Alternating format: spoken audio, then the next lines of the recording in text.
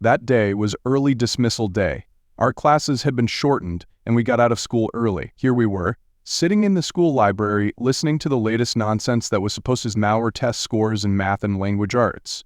My science classes, once again, were going to suffer since the new plan would cut half an hour from my weekly class time to devote more to these tested subjects. It was a painfully long meeting scheduled to run until about 6 in the evening. Seriously, these school administrators were both dumb and heartless.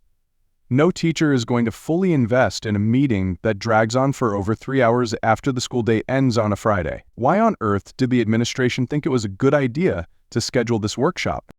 The last-minute changes were requested by our district superintendent, George Bullock. I'd never liked him.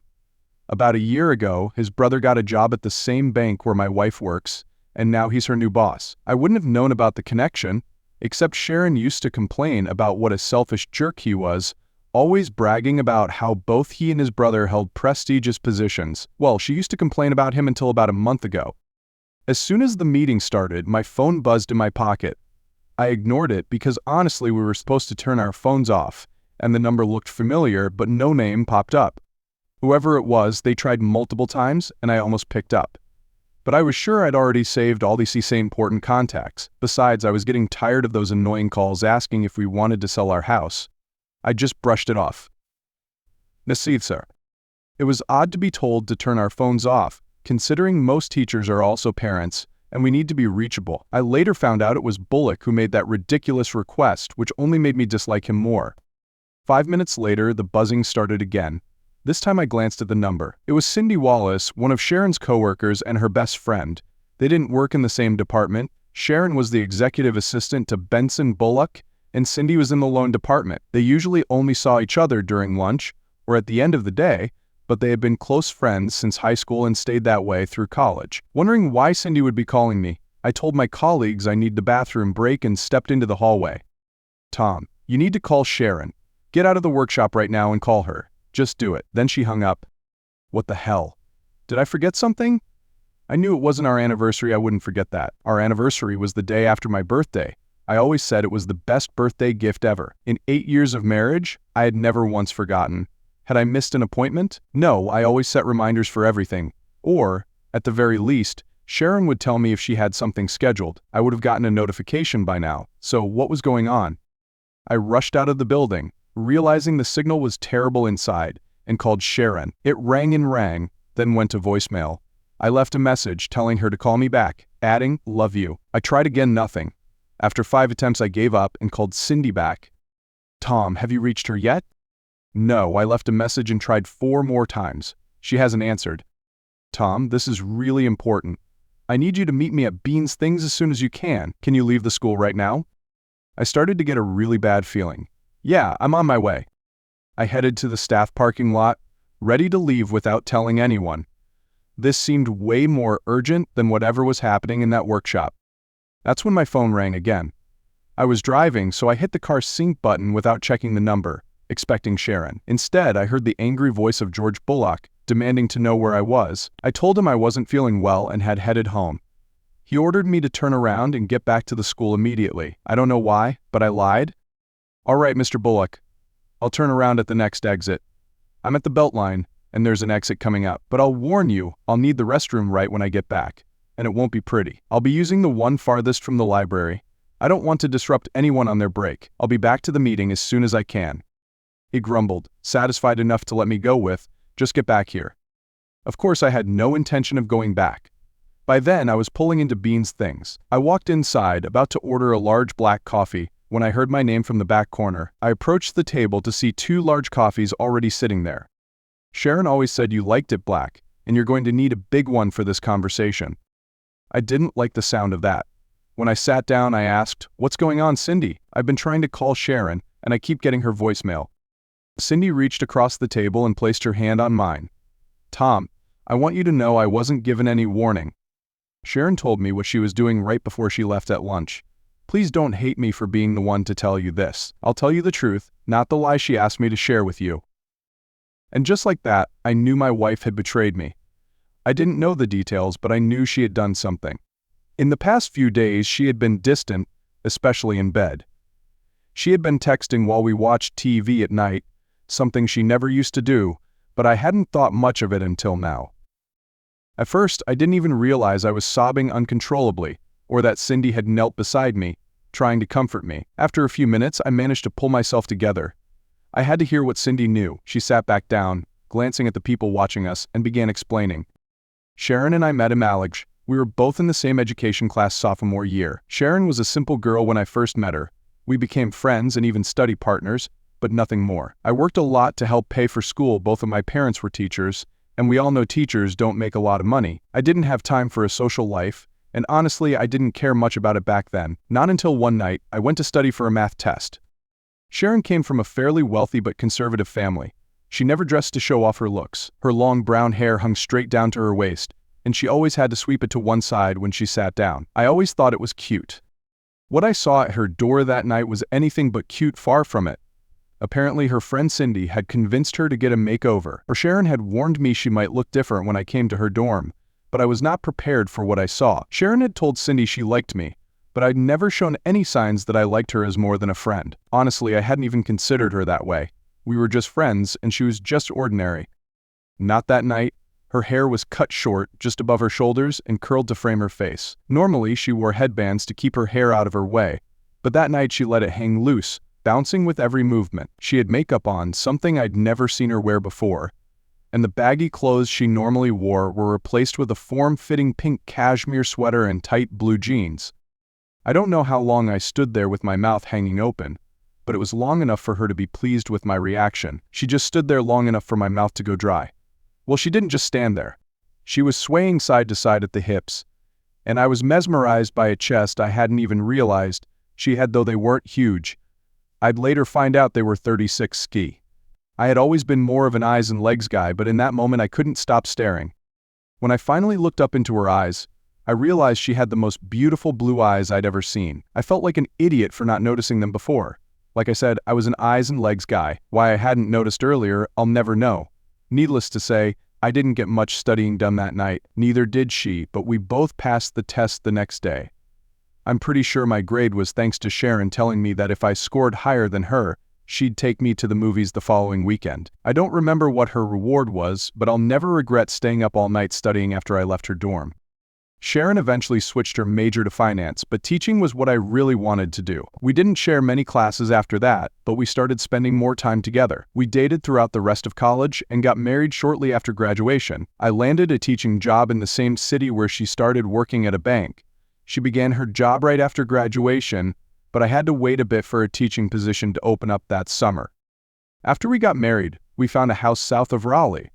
Both of us had to drive a little way to work, but our jobs were close enough that we carpooled. Occasionally, one of us would have an appointment or workshop to attend, so our second car was just an old Toyota Corolla. Nothing fancy, but reliable. I didn't mind staying late to grade papers, but she found it tough to wake up so early since schools start much earlier than banks. In the long run, it actually helped her advance in her career to get a higher paying position, since all the bosses thought she was just a dedicated employee. She never told them otherwise. I thought we had a great life. Normally, we were intimate at least twice a week, usually 3, sometimes 4. We tried as many different positions as we could think of. I didn't think what we had was boring. Sharon didn't say much, but from her moans I could tell what she liked. I knew not to expect sex every night at this point in our marriage, but after 8 years, I thought we had a really good sex life and a great marriage. We had talked about having kids, but I was the one who brought it up more than she did. She wanted children, but she wasn't as eager as I was. After a few years of no luck, we both scheduled fertility tests. I was definitely fertile, but the doctors told Sharon that it was highly unlikely, almost impossible for her to conceive. She seemed upset, but looking back, I'm not sure if she wasn't more relieved than sad. I got along pretty well with her parents. I think I liked them more than they liked me, but sometimes you just have to live with what you can get when it comes to in-laws. Bill warmed up to me quickly, and in recent years, even Marie seemed to enjoy spending time with me more. My parents loved Sharon. My dad thought she was beautiful. My mom thought she was the sweetest girl on the planet, after my sister, of course. She knew my sister wasn't sweet, too tough to that. They couldn't wait for us to give them grandchildren. That was one of the differences between my family and hers. My family wanted grandkids, hers didn't seem to care as much. Tom, if I'd known something was going on, I would have told you. You know that, right? Cindy had always been a great friend to both Sharon and me. I never doubted her loyalty. Of course, Cindy. I never questioned your friendship. Just tell me what's going on. Please understand. She told me she loves you more than anything. She just said this was something she had to do. I'm sure you know that you took her virginity, and she never slept with another man. I didn't know that when we first slept together. I was a virgin too, but since I didn't feel any barrier, I assumed she wasn't. She later told me she lost her virginity while horseback riding at summer camp. The bleeding had scared her so badly that the counselors called her parents to meet her at the ER, and her parents had taken her home after that. Yes, it took me a while to believe her because I never knew that was possible, but eventually I did believe it. Those weeks were rough because I thought she had lied to me about never being with anyone else. Sharon came over and invited me to lunch with her. I agreed. I didn't notice at the time, but she saw me put my phone in my purse, and while I was getting ready, she took my phone out and stuffed it in a desk drawer. I'm guessing because I didn't find my phone until I got back to work.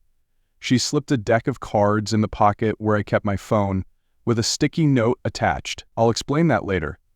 Anyway, she said she wanted to get burgers and asked me to drive. She said you were driving today, so you'd pick her up later. She was driving today? Where's our car? Tom, I'll get to the unimportant stuff later. Let me finish this, it's hard enough as it is. She looked at me for permission. I just nodded. Sharon started telling me about these articles she'd been reading and about how you were the only man she'd ever been with. She told me over and over again that she really loved you and wanted to spend the rest of her life with you, but she still believed what she read in those articles. She hated Benson Bullock when he first came on as her new boss. She told me so, every time we met for lunch. Cindy suddenly sat up straight, looking as though she was in pain. She bent forward and began sobbing. I'm such an idiot. She acted like she hated Benson, until about a month ago, but she hasn't said a bad thing about him in the past month. That was about the time she said he'd started trying to spend more time talking to her, and he started closing the door when she came into his office. I'm so sorry. I should have noticed and said something. Don't be hard on yourself, Cindy. You couldn't have known. Please continue. I really didn't want to hear more. I felt like my world was crumbling, but I had to know. She told me Benson suddenly changed and started treating her nicely, complimenting her. It all happened gradually, but in the first week she started noticing how attractive he was, how he carried himself. She told me that last Friday he'd invited her out to a business lunch to discuss some changes in the office. He didn't want certain employees hearing that their jobs might be at risk before final decisions were made. She agreed because she said she had started to think he wasn't such a bad guy. Some of the other girls said they'd heard rumors he was a great lover, but none of them admitted to actually being with him. So everything I heard made my anger rise. I shot to my feet, stormed to the door, and turned back. So started to leave, but I needed to hear the rest. When I returned to the table, Cindy had gotten me a glass of water. I thanked her and asked her to continue. Sharon said she wouldn't have considered doing anything with Benson before Sunday. She stopped, looking very pale. What she was about to say was worse than anything she had told me so far. What happened on Sunday? Please just tell me. I'm really sorry, Tom. I thought it was a miracle. To Sharon, it was a sign that she needed the experience before it was too late. She paused and grabbed my hand. Sharon missed her period, so she took a home pregnancy test. You're going to be a father. She said she'd take a day off work when she got back and cook your favorite meal, then tell you she was pregnant. She hasn't done anything yet, so maybe there's still time to stop her. I'm not sure congratulations are in order at this point. I don't know if I can stay with her to raise this child. Even if she hasn't done anything yet, she's planning it. I'm definitely getting a paternity test. I can't trust that she hasn't already slept with him, and maybe she's just using this week to have him lie for her. Sharon swore she hasn't done anything yet. That's why this weekend is so urgent. She said if she had more time, she'd consider other men. She'd seen how some of your friends look at her. She was sure she could find someone discreet and not risk losing you. Well, that's just great. My friends would know too. Then I'd really be the fool. I sat back down and motioned for her to continue. They're going to the Bullock family's beach house.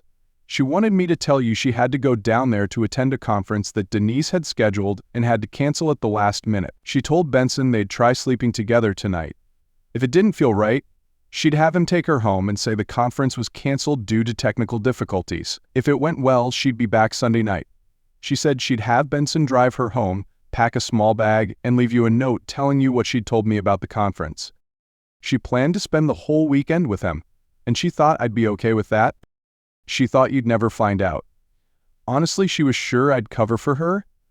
I don't know why she thought that since she knew Dave cheated on me, and I kicked him out of the house. She still loves you. I know she loves you, because she said they were going to turn off their phones after 4 in the afternoon since she knew you wouldn't be out of your workshop until after then. And she told me that if you called and said you loved her, which you always do when you leave a message, she wouldn't be able to go through with it. That's why I tried to get you to call her as fast as I could. I was hoping you'd get to her before she turned her phone off. Benson pulled up around that time, and she ran outside, got into his truck, and left. That's when I realized what I thought was my phone was actually a deck of cards. She handed me the note Sharon had stuck to the deck of cards. Cindy slid it across the table for me to read. "Cindy, I really need you to support me in this. If you don't, Tom will be devastated. I know you don't want to do that to Tom. I know I'm placing a huge burden on you, but I know you'll do this for me. In case I'm wrong, I hid your phone. Both of us will have our phones off by the time you find it. By then, it'll be too late. If you care about Tom the way I know you do, you won't tell him something he can't stop. If you don't tell him, he'll never know.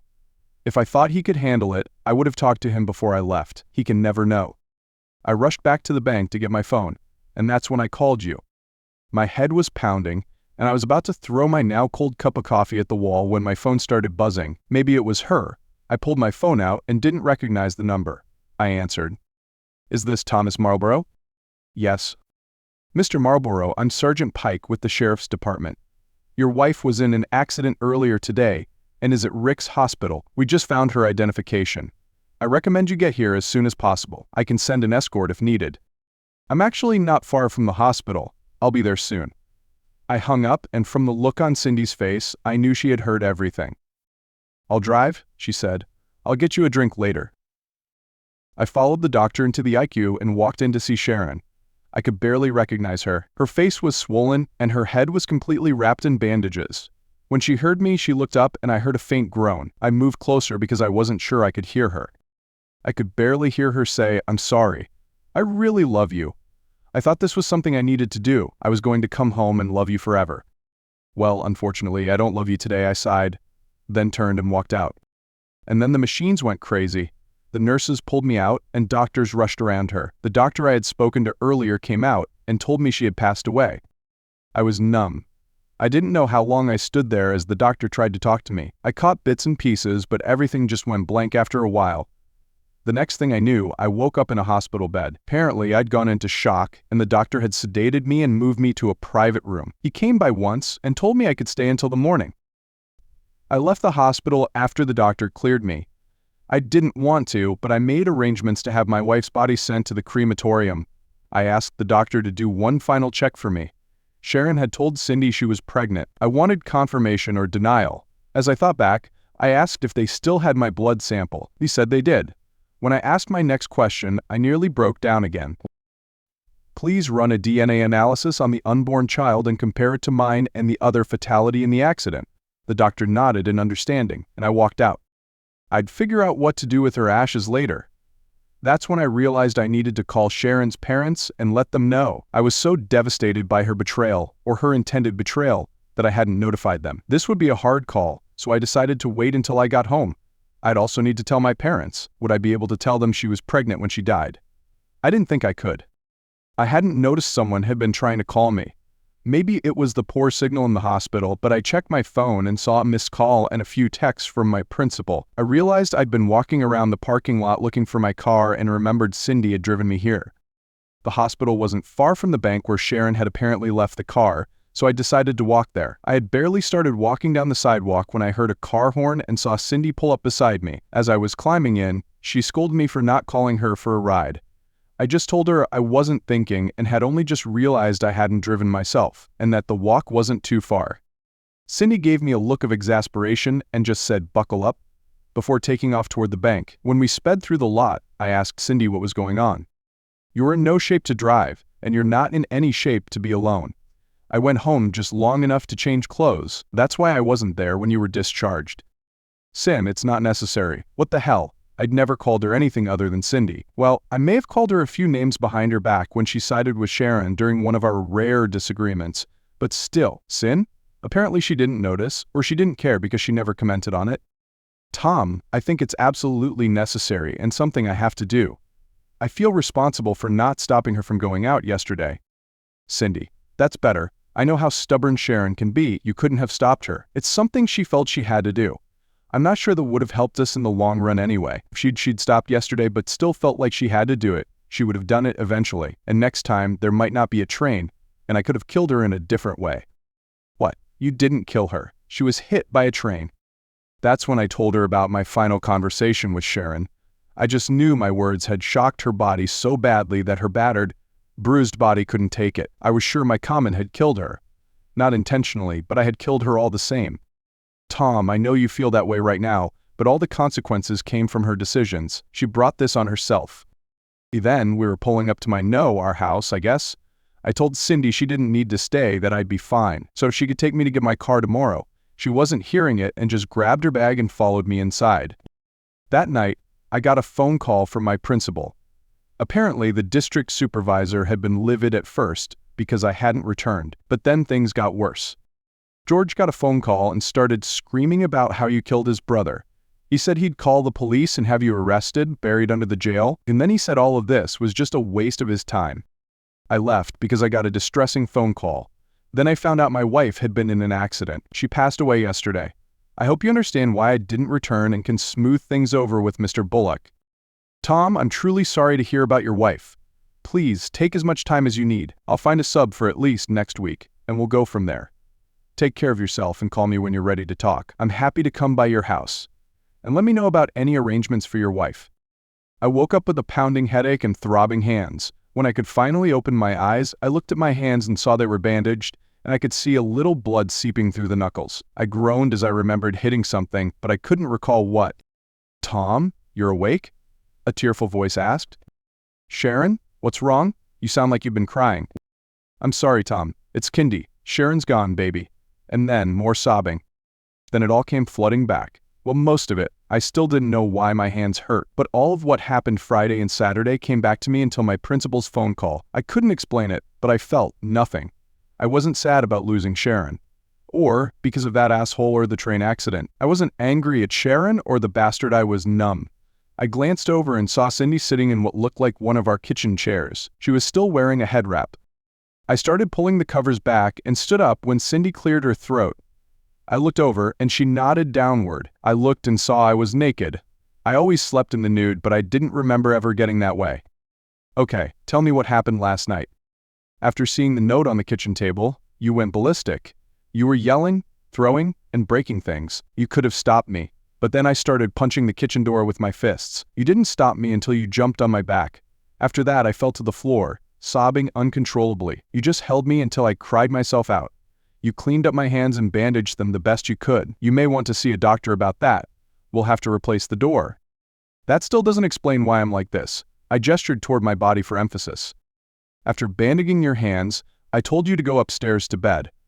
I tried to get you to put clothes on, but you insisted on sleeping naked. You tore your clothes off and got into bed. I went back downstairs and cleaned up as much as I could, then brought one of the remaining chairs upstairs and watched over you all night. All right, you've seen me now, but can you please turn around so I can get up and get dressed? I'll go downstairs. I don't think I can trust myself not to peek. Then she gasped in embarrassment and ran out the door. While I was getting dressed, I realized I probably needed to see a doctor about my hands. Pulling my pants on was painful. I came downstairs to find Cindy sitting on the couch, holding the note and crying again. I need to call Sharon's parents, and then I'll have to look at that note. I don't remember anything from it. I decided to call my parents first. My dad had suffered a heart attack 2 months ago, but was recovering well. I spoke with my mom, giving her only the most basic details. I didn't want to upset my dad too much at once. Both my parents loved Sharon dearly. My dad could hear my mom crying, so she passed the news along to him while I stayed on the line. They both expressed their sadness and said they'd be praying for me. I told them I loved them and that they didn't need to make any plans to come for the funeral. I still had no ideas about arrangements. As I hung up, I couldn't help but wonder if they'd still feel sad once they knew the whole truth. The whole truth. That's what I didn't know if I'd ever get. I braced myself for the call. I didn't have all the facts yet, but they needed to know. Marie answered, and I asked if Bill was around. I needed to speak with both of them. Bill's right here, but if you're going to ask where Sharon is, I can't tell you anything. I told her not to tell me any details. I immediately saw red, and if Cindy hadn't been holding my hand, I would have thrown my phone against the wall. I still regret what I said next, but I couldn't stop the words from pouring out.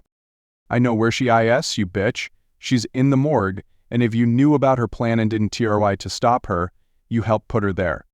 So I hung up and turned off my phone. She had talked to her mother about her plan, and her mother either encouraged her or didn't stop her. She'd admitted she didn't want to know the details so I wouldn't figure out where Sharon was going. I didn't know if her dad knew, but I'd find out in a day or two, depending on whether they drove or flew up here. They lived in Florida, near Disney. After the kids moved out, they moved to Orlando and went to one of the parks at least once a week. They'd always been big Disney fans. As I said, I immediately regretted my outburst. I turned my phone back on, and it started ringing as soon as it powered up. It was Bill. I could hear Marie wailing in the background. Boy, what did you mean, upsetting Marie like that? What did you say to her? Before I answer, Bill, did you know about Sharon's plan to cheat on me? What are you talking about? No, Sharon loved you. She wouldn't have cheated. All right, Bill, it seems you have a lot to discuss with Marie. Sharon died 2 days ago. She was riding in a truck with her lover when they were leaving for a weekend getaway. I only told Marie that if she knew and didn't stop her, she helped put her in the morgue. I waited for a response. Bill, are you still there? You're serious? Sharon's dead? As he said that, I could hear Marie sobbing even harder in the background. Yes, Bill. Apparently, since Sharon had only ever been with me, she felt she deserved to try out another man. On their way out of town, the truck they were in got hit by a train. I've arranged to have her cremated. If you want me to change that, I need to know by tomorrow morning. I have to go now. I'll make up a room if you want to stay here. I'm sure you'll want to come. Call me back if you want to change the arrangements. I hung up and slumped onto the couch beside Cindy, burying my head in my hands. I should have handled that better. No, Tom, I think you did the best you could under the circumstances. I didn't hear everything, but it sounds like Sharon's mom knew about her plan. If that's the case, she needed to know that she was a part of the reason for what happened. So before we look at that note, let's go pick up one of your cars. Which one do you need most? The Mustang's the nicer car, but since Sharon was the last one to drive the other car, I think I'll take the Corolla. Let's head back to Bean's things. If you want, I'll get you that drink when we get there. I'd appreciate that, but I think I need to stay clear-headed right now. We went and picked up the car, and just for fun, we turned around and grabbed the Mustang too. When we got back to the house, I asked Cindy if she could stay with me while I read the note. She retrieved the note from where she had hidden it. Apparently, she had stashed it because she didn't want me to read it again unless she was there. Most of the note was typed and printed with a handwritten portion at the bottom. The first part followed the lies she wanted Cindy to repeat. Thomas, Deborah had to back out of a conference at the coast last minute. Benson asked me to fill in for her this morning. I really didn't want to go, but this will be good for me.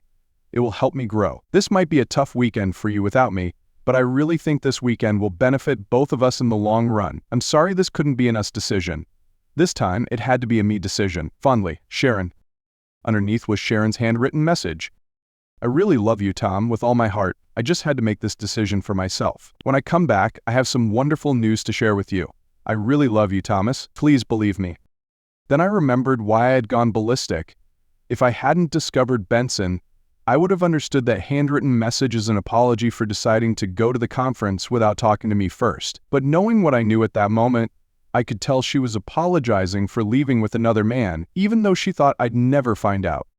Around 9 that evening, Bill called me back. Tom, I'll need to talk with you more later, but I want to ask you to change the arrangements and have Sharon's body sent to a funeral home. We'd like to buy a plot and bury her. We may not have an open casket, but at least we want to do this. I understand. I'll call the funeral home first thing in the morning. I'll talk to you, but if Marie knew what was going on, I don't want to speak with her. Please respect my wishes. Have you made arrangements to get here? If you're flying, I can pick you up from the airport. It'll be a tight squeeze in the Corolla. If you're staying a while, I can rent a truck or borrow Cindy's car for your luggage. We've got a flight in at 11. We'll need to get up early, but Marie will have to deal with it. We can rent a car. We plan on getting a hotel and staying there for a while. I don't even think about it. You can drive the Corolla or Mustang. I don't really care. The Mustang was Sharon's baby. And if you've made a reservation, cancel it. You can stay here with me for as long as you need. Depending on how things go, I may not be kind to Marie, but I'll do my best to be polite. That sounds like a great plan. Even the unkind part. She hasn't said anything outright. I don't know if she knew for sure or just suspected, but there was something in her eyes. And let me go pack so we can make the early flight. If you could pick us up, we'll see you after 11. Flying United? So I think that's Terminal 1. Sleep well, Bill. I'll see you tomorrow. The next day, I arrived at Terminal 1 just as Bill and Marie were walking out the door. I pulled up right in front of them, stepping out to help load their luggage into Cindy's car. It had a nice, roomy trunk. Cindy had come with me, but she insisted I drive. She sat in the front seat, ensuring Mary didn't get the car, as she knew I wasn't ready to talk. We'd barely been on the interstate for 2 minutes before Bill spoke up. "Could you tell us what happened? I know it's hard, but we need to know." I sighed. "All right, but Cindy will have to tell part of it because I only heard her side." Sharon told Cindy what she was really doing, but also lied to her to tell me. Cindy recounted her part of the story. Sharon had invited her to lunch, explained she needed to try out another man, then lied about what she wanted me to hear and made Cindy promise to lie to me. She then told them about the phone swap and how she'd tried to call me as fast as she could. I took over and explained the call from the police and the hospital conversation. The police hadn't come by to question me further yet, but they said it might be a day or two to give me some time. It wasn't a case requiring urgency. I told them everything, including my last words to her. Marie took a deep breath. "I'm sorry I killed your daughter. If she'd told me what she was doing before that, I still would have been angry, but I might not have lost my temper. The marriage would have ended if I couldn't convince her to drop it, but I never wanted her to die. I deeply regret my words. I'm so sorry." Bill chimed in at that point. "Tom, I already knew about that, I guess a little differently. I called the hospital last night, and the nurse on duty spoke with me. She said Sharon was nearly gone, almost dead by the time you entered the room. She was standing in the corner of the room, and you probably didn't see her. She was looking at Sharon's face, and she said she truly believed Sharon was gone as soon as she finished speaking, and never heard your words. I can't say I agree with what you said, but if it were Marie, I might have been even harsher." That made Marie take a sharp breath again. I glanced in the rearview mirror and saw Marie looking at Bill with fear in her eyes. I told them about the train hitting the truck, that they shouldn't have been on the tracks at all. The police still hadn't explained how they got past the crossing guards. The train had struck Benson's side, and he'd probably died instantly. They didn't know how long Sharon had survived. The rest of the ride was pretty quiet. We got home, and I helped Bill carry their luggage inside and upstairs to the second guest room. I told Cindy I still wanted her to stay if she felt comfortable. She said she needed to run back to her apartment to grab more clothes, but she'd be back later. She would shower and make some calls. "I'll be back tonight. Talk with Sharon's parents." With that, she tiptoed up and kissed me quickly on the cheek, then patted it lightly with her hand. She left, and I walked into the living room where my in-laws know Bill and Marie were sitting. I realized if I wanted to have any relationship with them, I'd have to take Sharon out of the equation. I asked if they wanted something to drink before we finished the conversation. Bill knew I kept some Discovery American single malt from a local distillery. It was my favorite, but definitely not cheap. Marie just wanted iced tea. I poured Bill and me 2 fingers of single malt and got Marie a large glass of tea. "Marie, can you explain to me what you knew and didn't know?" "Tom, please know that Sharon really loved you." I started to protest that, but she just held up a hand, motioning for me to be quiet. "I need to get through this, Tom. If after hearing everything, you don't want to speak to me, I'll understand." She sighed and continued. "Sharon always talked about how much she loved you. She described you as the perfect husband. She said you did everything for her, even when it meant sacrificing yourself. I didn't know you sold your truck and bought the Corolla so you could get her the Mustang. I know I never said anything to you, but hearing what she said, I realized you were the perfect man for her. She needed someone like you. I'm sorry I never had the chance to tell you. I liked my truck, but honestly, I didn't really need a truck. It wasn't a huge sacrifice, but I let her continue. She said you were considering taking a part-time job to save up for a vacation. She was so excited. Then, about 3 weeks ago, she told one of her coworkers, not Cindy, this was a new girl in the department, Janet, I think. Anyway, Janet started putting her down for the way she praised you. She said Sharon was blind to reality. She said the husbands who seem the most perfect are the ones most likely to cheat. They try to be perfect at home so their wives will never suspect them of having affairs. I was fuming at this information, but Marie gave me a look like, let me finish. So I did. She also started telling her that men cheat twice as much as women, and if you hadn't cheated yet, you probably would, especially since she found out you had promised to get a part-time job. She said that would give you the perfect opportunity to cheat. Sharon being stupid, sorry, Bill. But that was stupid, then told Janet that both of you were virgins when you started dating and only ever been with each other. Janet said that was outdated and a recipe for disaster in a modern marriage. I had always thought that was part of the reason our marriage was so strong.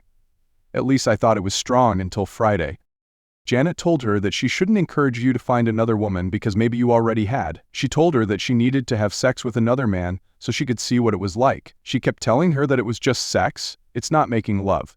That will stay just for you. It won't hurt your marriage if it's just sex. It'll actually make your marriage stronger because you can learn some things to spice up the bedroom. She gave her some websites to visit that explained everything. I told Sharon this was all nonsense. We talked about how she truly loved you and you truly loved her, and you never went out and didn't have a chance to cheat. She seemed to agree with me. She even said she had stopped talking to Janet because she started getting annoyed every time Janet was around. Marie then dropped her head, speaking more quietly. Last week, Sharon and I didn't have much of a chance to talk because I broke my phone and was getting it fixed. Maybe if I had called her from the landline, I could have stopped this. She called me from the landline Friday morning and told me she was pregnant. So I was so happy for both of you, she said after telling Cindy on Monday. Janet overheard and pulled her into an empty room. Sharon said Janet knew Benson wanted to sleep with her, and he'd planned a trip to the beach, leaving after lunch, because he had a meeting at that time. Sharon admitted that Benson had asked her to go with him Monday morning during the week. Janet told her this was the perfect chance to try out another man. They could use this week to come up with an excuse for her to escape. His brother works with the school system and could distract Tom until they were gone. That was the first time Sharon admitted to me that this guy had been flirting with her. I swear to you, Tom, I'd never heard a thing about it until Friday. I wanted to believe her. Maybe that's why I saw the truth in her eyes, but I felt like she was being honest. I really tried to convince her to drop the idea, but she said because she was pregnant, she needed to do this before her baby was born. She didn't think she could go through with it once she had a baby waiting at home. She felt like it was something she needed to do, and it would only improve your marriage. Marie walked over to me and pulled me up so she could look into my eyes, even though she had to look up slightly. Tom, Sharon tried to give me information about where she'd be going in case of an emergency. She said she and Benson had agreed to have a no-phones weekend. I think he suggested it because he knew if you called, she'd come home. Marie started crying again. I waited for her to collect herself. Tom, I did tell Sharon that I didn't want to know where she was going, but it was because I told her she wasn't going. She was going to stay home with you this weekend and share the baby news and celebrate. She just said, "I'm going, Mom," and hung up. That's when I tried to call you. I have your number on the fridge. The number I didn't recognize. I wish I had saved their landline number into my phone, but they never used it, only kept it for emergencies. I pulled Marie into a tight hug. I'm so sorry for what I said to you, Marie. I jumped to conclusions, and I'm deeply sorry. Please forgive me. Bill came over and hugged us both tight. We both love you, Tom. Our foolish daughter, yes, Marie, I said it. I might not be mad at her tomorrow, but right now I'm furious. Made a huge mistake. It cost her life, our grandchild's, and our son-in-law's. Bill, you're still family to me. I love both of you. I'm not abandoning you. But right now, I think I need some time alone. I'm going to go shower and get some rest. I have to speak with the police tomorrow and maybe get more information from the hospital. I left Cindy's bag in one of the guest rooms. The other room has a king-size bed. That'll be more comfortable for you. You won't be alone, Tom. Cindy snuck in while we were talking, and I'm pretty sure she went to your bedroom. Bill, I just lost my wife, your daughter. I'm not ready for that. Marie spoke up. That's not what he's suggesting. We've known Cindy for a long time. She loves you more than you realize. Right now, you need someone to hold you, to comfort you. I understand Cindy well enough to know she wouldn't try to take advantage of your emotional state. You also have to realize she just lost her best friend. And that's exactly what happened. No sex, no kissing, just holding each other as we grieved. I didn't even have to worry about Bill and Marie across the hall. Intimacy was something either of us was thinking about. Monday morning. I woke up alone. No, I didn't smell bacon cooking. Turns out, Cindy had to go back to work for a few things, but she'd be off the rest of the week. So Bill had left a note saying he and Marie would be going to the funeral home and would get breakfast out. I toasted a bagel and spread some cream cheese on it. I realized I hadn't set the coffee maker to auto-start like I usually did, so I just poured myself a glass of orange juice. Just then, the doorbell rang. I opened the door wearing only my robe. It was the hospital sheriff, Sergeant Pike. I invited him in and set the coffee to brew. Mr. Marlborough, I wanted to review what we know and share some information that I think might be helpful to you. The crossing arms and lights at the intersection weren't working. There's quite a bit of foliage blocking visibility. That's why that crossing has lights and arms. We don't know if the driver saw the train and tried to beat it because the arms weren't down. or if he thought that if the arms weren't down, he had time to cross. We'll never know. When we were going through paperwork at shift change, Mr. Bullock from the county school system came in, trying to press charges against you for killing his brother. He was going all over, telling people in the police station's waiting room that his brother had died. He knew that Thomas Marlborough would kill his brother if he knew what was happening. A teenager waiting for his dad's shift to end caught everything on his cell phone. You know kids these days. Anyway, the kid was about to upload it when his dad came out. His son showed him the video before uploading it. This teenager agreed to give the video to the police and agreed not to post it for 2 weeks. From the video, we've concluded that he decided to schedule a long meeting that Friday to keep you busy until Benson could get your wife out of town. We also found out that some higher-ups at the bank knew about Benson's attempts and successes at seducing female employees. While the company has an ethics clause, it's too hard to enforce if the female employees don't complain or they don't have proof. We think that with them being together in the accident and your friend's testimony at the hospital, we might be able to help you with that. First, the crossing signal at the intersection where the accident occurred was malfunctioning. It had been reported a month ago but was never fixed. I'm not telling you what to do, but anyone else might tell you to consider suing the railroad for wrongful death, if possible. Second, you could file a suit against the bank for not enforcing the ethics clause. Third, you could file a civil suit against George Bullock. Clearly, his brother had asked him to come up with a way to keep you from stopping your wife from leaving. I'm sure the school system would want to settle to keep that information from being made public. There was too much to take in. I bid the officers goodbye and was about to pour myself another cup of coffee when my phone rang. I don't remember everything that was said, but the call was to let me know that Sharon had indeed been pregnant at the time of the accident, and the DNA test confirmed I was the father. I was still standing in the kitchen, sobbing, when Cindy came back. I was gripping my coffee cup in one hand and my phone in the other, and Cindy couldn't get me to let go. My knuckles were white, and I was swaying, almost passing out when she found me. I don't know how long I had been there, but my coffee was ice cold when she found me. Cindy later said she screamed and threw water on me to no avail. I finally responded when she slapped me. I dropped the cup and phone and collapsed backward. Luckily, I was near the only chair left by the table, and she guided me into it. Through my sobs, I was able to say the baby was mine. After calming down, I knew I had to call my mom and tell her the rest of the story. I called, and fortunately my mom was alone. I told her the truth about Cindy's death. I told her that was part of the reason I wasn't handling funeral arrangements. I skipped the part about Sharon being pregnant. I didn't think I could handle her grief on top of mine. Over the next few days, Cindy stayed with me every night. My in-laws stayed too, never once saying anything about sleeping arrangements.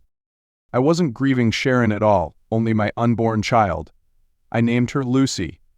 I didn't know if it was a boy or girl, it just felt right. I agreed to sign Sharon's will to allow Bill and Marie to hold a memorial service. I didn't want to attend, but I did out of respect for my in-laws. The service had very few attendees. I think it was because her affair had been exposed in the accident reports. I didn't leak the information. No, not me, maybe. I held a private service for Lucy. The crowd was even smaller because I only invited Cindy, Bill, and Marie.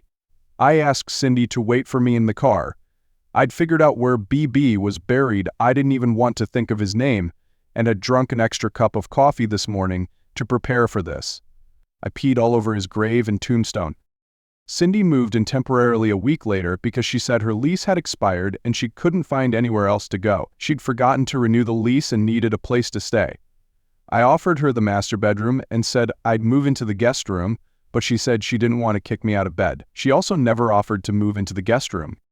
Getting back into the classroom, spending time with Cindy, and even the nightly conversations with Bill and Marie pulled me out of my depression. One day, I was getting ready to leave school when I got a call from Marie. She wanted to talk to me when I got home. It seemed Bill had gone to the big box home improvement store and would probably be gone for hours. She wanted me to walk around the neighborhood with her and meet her on the deck. When I got there, Marie grabbed my hand and said, "Come on, walk with me for a bit." And we walked through the neighborhood. Tom, I need to tell you something that you've probably figured out on your own. But then again, you're a man, so someone needs to explain it to you. Cindy's in love with you, son. I know that. She's been a great friend to me all these years. I couldn't have survived this ordeal without her. So no, Tom, she loves you. I've suspected that for years. She and Sharon were friends before they met you. They used to talk about you all the time after you started studying together. I think Cindy fell in love with you back then. I always saw something in her eyes. I'm seeing it again now. I know it hasn't been long since you lost Sharon, but given the circumstances, I think it's been long enough. I have hockey tickets for this Friday. You're going to take Cindy. I know you're not a big hockey fan. Neither is Cindy, but that's not the point. You both need to get out. Trust me, it'll be worth it. And don't drink beer while you're there. You don't want to miss anything because you're in the bathroom. The next morning, Bill and Marie went home. Cindy and I were still sleeping together. Not in the romantic sense, but holding each other every night. I'm pretty sure I was a complete idiot at this point. I took the tickets. Cindy was making dinner when we got back home. I didn't expect Cindy to agree to go since neither of us was a fan. She agreed almost before I finished asking. Then she told me that Marie had texted her before I got back. She had been instructed to agree, no matter what, and then thank her. On Friday, we both wore jeans and long-sleeve shirts. We'd never been to a hockey game before and didn't know if it would be cold because of the ice. We also brought a blanket. It was fun. The home team was winning, so the crowd was excited. We weren't really sure about anything, so we kept asking the couple sitting next to us to explain things. Why some players had to go into a box. Why sometimes most of the players moved to one end of the ice. Why some players seemed to never cross the finish line, etc. All of that was forgotten when they started showing the kiss cam. We laughed as some people had pre-made signs like, "She's my sister," or "That's my ex, but I'm not giving up my tickets." Other couples were kissing. Some were full kisses, some were just pecks. Then, the big screen showed me and Cindy. I looked at her, and she just shrugged. I leaned in and gave her a light kiss. And the next thing I knew, I was going back for more. The feeling from that first kiss was indescribable. I had never felt that way with Sharon. I just knew I had to have more. The crowd was going wild, or at least I thought it was. Maybe it was just my heart. I wrapped my arms around Cindy and wouldn't let go. Our new friends tapped me on the shoulder a few times, telling me the camera had moved on, but I didn't care. When we finally stopped, we just sat there, staring at each other. Then I gathered my wits and said, "I think we've been here long enough. If we leave now, we can beat most of the traffic." Cindy just nodded and stood with me. We snaked through the seats to the aisle and almost ran up the steps to the exit. Then we realized we actually needed to go down instead. Laughing, we found our way out and to the concession area. As we were about to leave, I stopped and bought a stuffed mascot. "I didn't think you were a fan," Cindy asked. "No, but if this leads where I think, I definitely want a souvenir." Cindy giggled at that, and we practically ran to the car. I had driven the Corolla because it wouldn't be a big deal if it got dinged in the parking lot. On the way home, Cindy tried to scoot closer, and I cursed Toyota for their center console design. We ended up just holding hands, except when I had to shift gears. I dropped my keys when I was trying to unlock the door. I started to pick them up and saw what Cindy was doing. She was doing that trick to take off her bra without taking off her shirt. I found my keys with renewed energy. Finally getting the door open, I turned around to see Cindy standing there, slowly pulling up her shirt. When she got close to the underside of her breasts, I just wanted to go primal. I scooped her up, tossed her over my shoulder, kicked the door shut. I still had to fix the broken window, and carried her straight into the bedroom. I started to set her down, then decided to toss her onto the bed instead. I stripped out of my components, and she did the same. I paused. Wow. I had never realized how beautiful she was. And it wasn't just because she was lying there in front of me, naked. Since that night in college, I had only seen Sharon. I'd fallen for her and never even looked at other women that way. I mean, I noticed other women, but I never focused on their sexual characteristics. Cindy was gorgeous, and I'd never noticed until then. And suddenly I realized that if Sharon hadn't gotten into Benson's truck, I never would have had the chance. I felt a tear slide down my cheek, and Cindy misunderstood it as regret. She jumped up and hugged me. Tom. I'm sorry, we don't have to do this. It's too soon, too fast. I'm so sorry for going too far. Please don't apologize. I have no regrets whatsoever. I'm so happy that you and I are finally here, at this place. At this time, I just realized this is where I'm supposed to be. I just realized that we are meant to be together. I just realized that I love you. I don't know why I never saw it before, but I see it now. I really love you, Sin. As we moved into the room, I thought we would be like animals.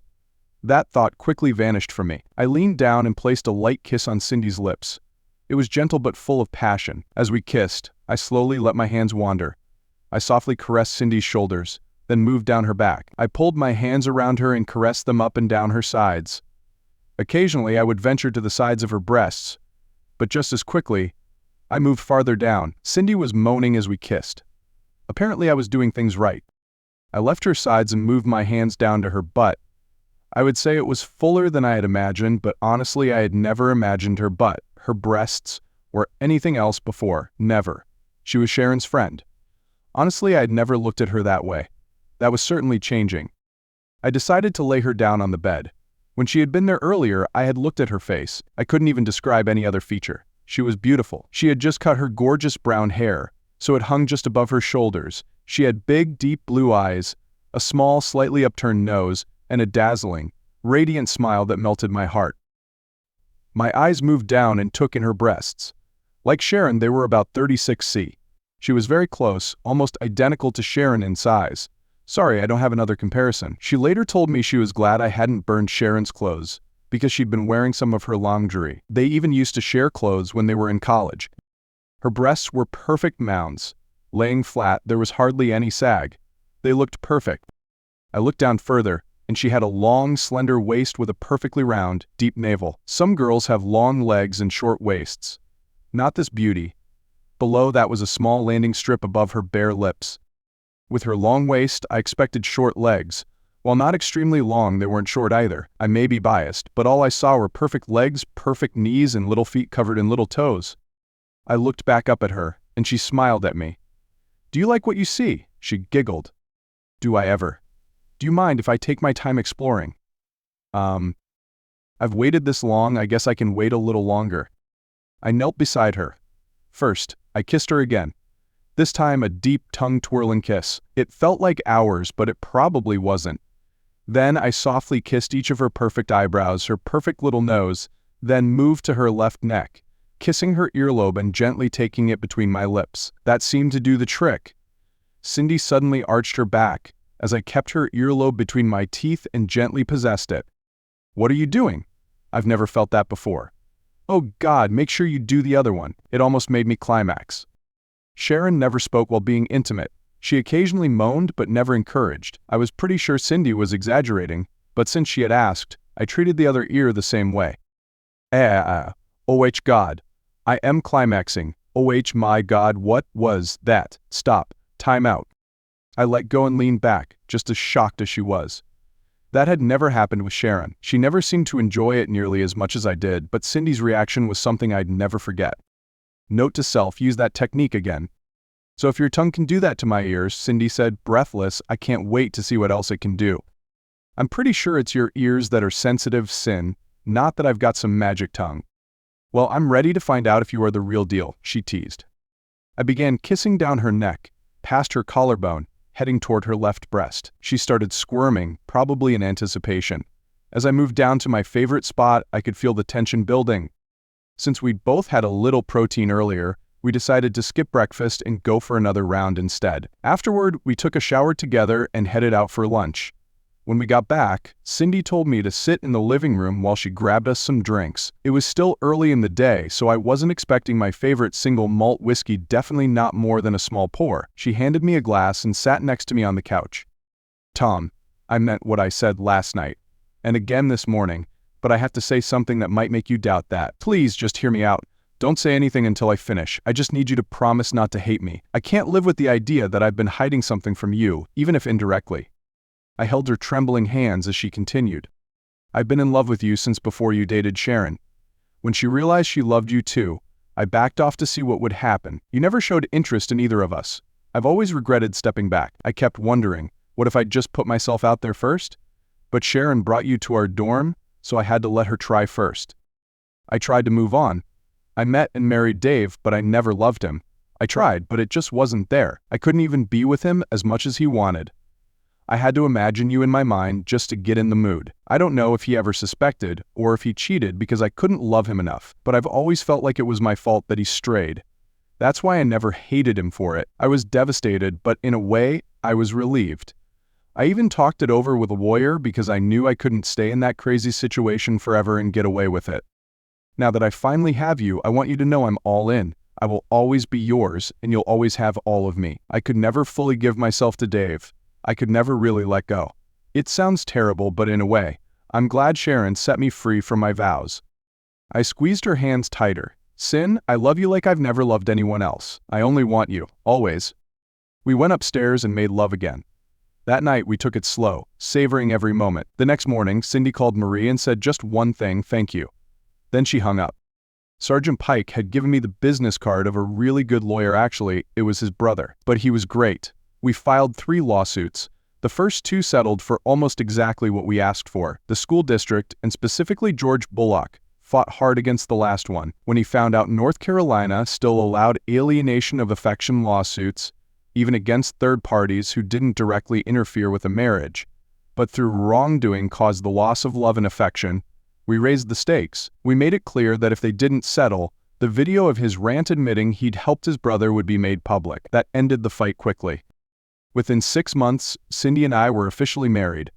I say officially because we went to the courthouse the following week and had a small, private civil ceremony. We didn't want people to think we were rushing, but we couldn't wait. We held off on trying for kids until after the formal ceremony, and a year later, we welcomed Marie-Louise Marlborough into the family. After all, the kiss cam moment had been set up by Marie's friend at the arena. Louise was Cindy's mother's name. A year later, we had William Robert Marlborough. Robert was my dad's name. He was 7 before someone finally tried to call him Billy Bob. I groaned, but luckily, it never stuck. Now Cindy and I are getting ready to celebrate our 25th wedding anniversary. Marie's putting together a slideshow and found some old photos I thought I'd destroyed. Dad, who's the woman with you at the beach in this picture? It was a photo of me and Sharon. Marie? That's the woman who introduced me to your mom. I once thought I loved her. I don't talk about it anymore, but I'm forever grateful for the way things turned out. It's because of her that I ended up in your mom's arms. I never knew real love until your mom went with me to that hockey game. I hadn't even noticed Cindy standing behind me until I heard her say, Tom, you better put that kiss cam picture in the slideshow though. Definitely gotta have that one in there.